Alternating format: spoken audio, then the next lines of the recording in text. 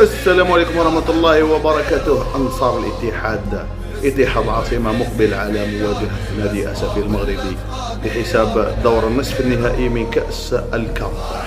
هذه المنظمة الفاسدة اللي هي الكاب تواصل ممارسة الخبث الداحة. تعيين عساسي لتنحى الاتحاد العاصمة، يقول لك سيدي مليح وزيد له الهواء.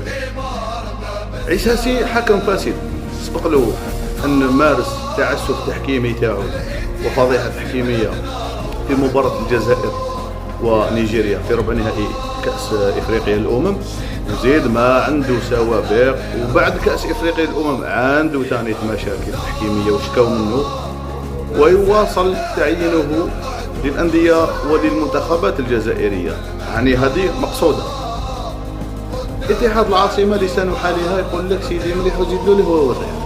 هذا هو مباريات متذبذبة، هزائم متتالية في البطولة، أداء هزيل، محروم من خدمات أفضل مدافعين عبادة وعزي.